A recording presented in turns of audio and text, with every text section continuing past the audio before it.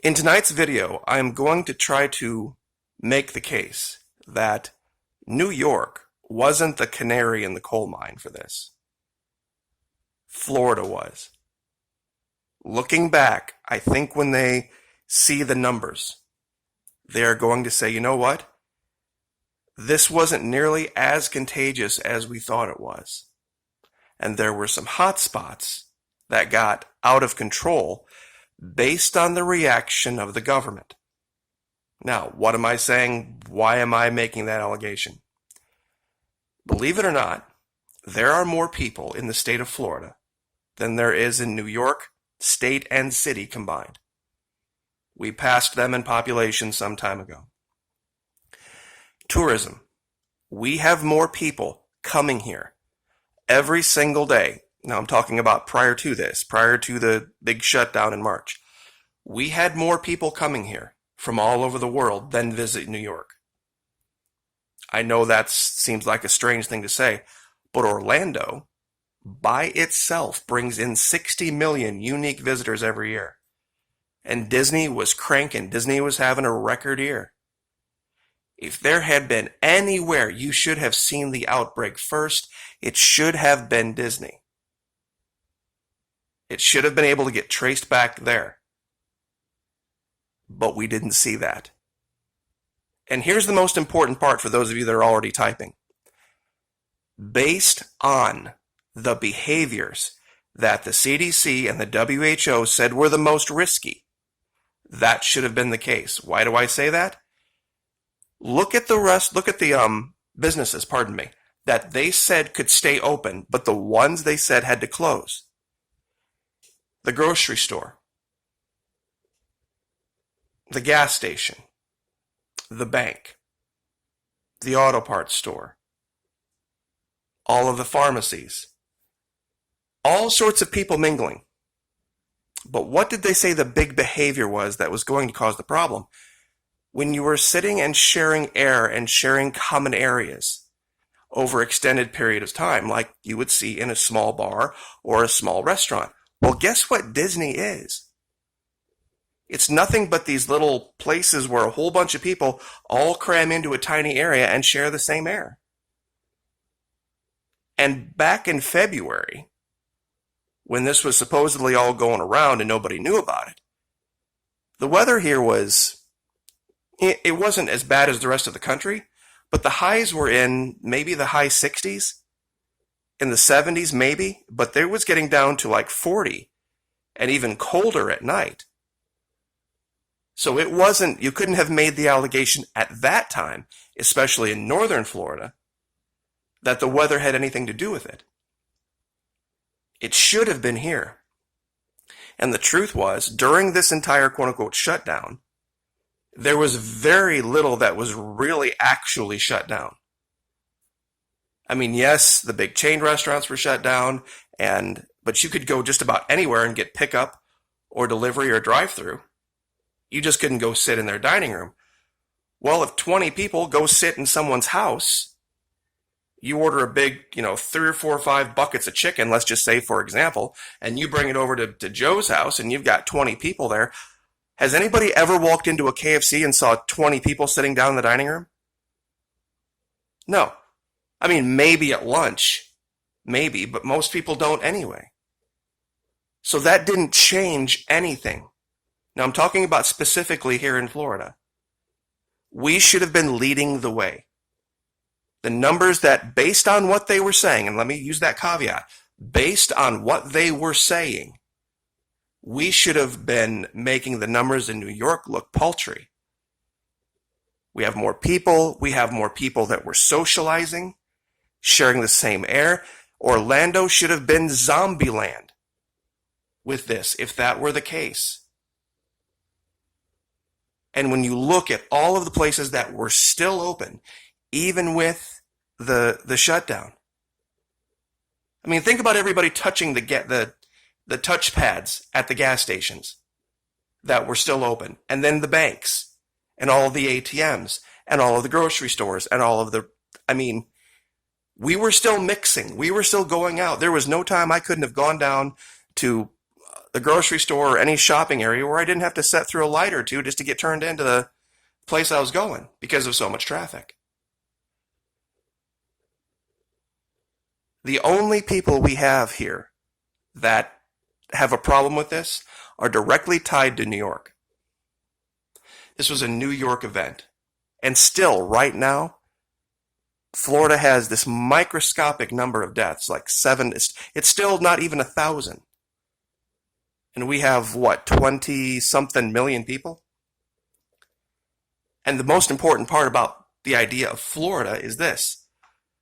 We have this constant changeover of people leaving and arriving every day, whether it's by plane, by car. Nobody has shut the borders of Florida. You could have driven into Florida, straight down 75 right through Georgia anytime you wanted to. Or you could have come in the 10 from over toward Louisiana. They were stopping people with New York IDs and New York plates up near Jacksonville, but only them. And they did actually catch a few people that had already tested positive that were coming here fleeing the quarantine. And this is where I want to go back to the reason it's as spread out as it is because of the way New York reacted. At one time, there wasn't enough parking spaces for the planes that were landing here from New York because of their lockdown. Had they not locked it down that tight, but still allowed people to leave, the rich, the wealthy, there wouldn't be cases in Louisiana. There wouldn't be cases in Florida. I don't care what you say. It has nothing to do with Mardi Gras. It had nothing to do with Mardi Gras. We didn't have, or spring break, by the way. We didn't have 100 people on the beach or 1,000 people on the beach. We had millions. Millions of people were on the beach in Florida for spring break, for bike week. It was the busiest time of the year for Disney. If there was ever going to be a state where this should have been a problem, it's Florida. And it's not a problem. And that's why they're opening things up. And it's still not a problem. Jacksonville is a city that has almost 1 million people in it. Geographically, it's the largest city in North America. Geographically. There are areas of Jacksonville that are very poor, where sanitation isn't the greatest.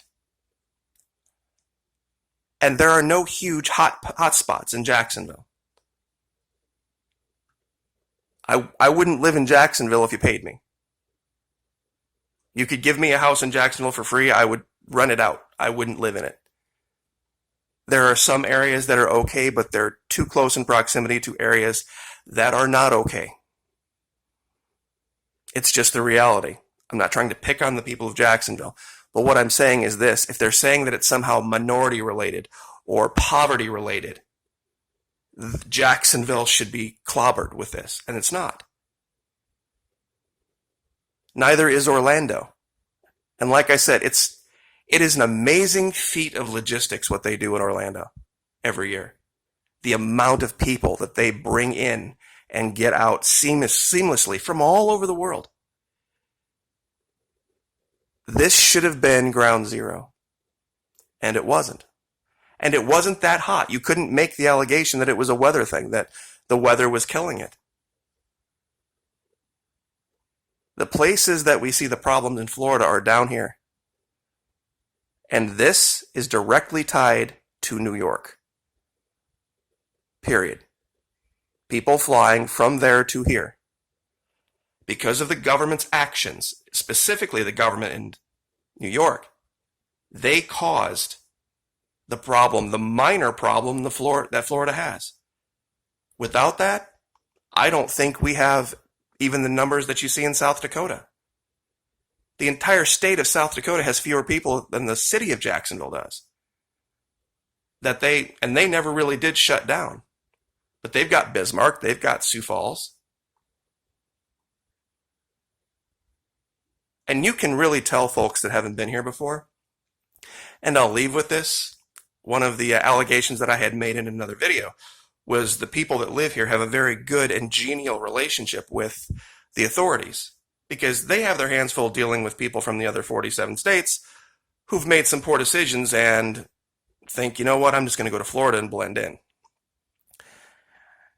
As much as you might think you could, you don't. And this is why. And I'm sure a lot of people are scratching their heads. You can tell the people that don't live here because they walk around looking up at the palm trees. I remember when for a short time, I drove for Uber and Lyft, and I would pick people up from out of town. And from the back seat, I'd hear all the oohs and the ahs. And I'd be in St. Augustine, I'd be looking around. I'm like, what are they looking at? I'd be on some nondescript part of some street.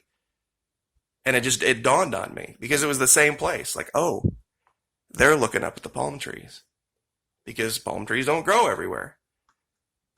So if you don't want to look like a tourist, don't be looking up all the time when you're walking around in Florida, especially at the grocery store, because it's ubiquitous. This is another thing, and I guess I should lead with this. St. Augustine. St. Augustine is a very tiny city, and everything is crammed in really tight, really close together. And people get on trolleys, and people get in Ubers and Lyfts, and all of the establishments are super small. The streets are small, and that's what gives it its kind of, European feel. And its ambiance is literally everybody is sitting all on top of each other. Virtually nothing in St. Johns County. Nothing. I don't know how you explain that. And like I said, this behavior was going on all the way up into a certain point that a lot of people said was too late to be giving a stay-at-home order. The governor of Florida, Ron DeSantis, was one of the last. And St. Augustine was open, and people were walking around. St. Johns County should have tons of cases based on the behavior that they said caused the spread. So, there's not much that you can't get done in St. Augustine. There is all sorts of services and places to see. The guy here on the right looks like free mustache rides or something, so I don't know. There's just hundreds of places to visit. So if you ever have a chance, please do visit the state, the city. It's an amazing thing to see. But I will leave it there and let you guys have your weekend. But this is the question people need to ask. Explain Florida. Like, share, subscribe.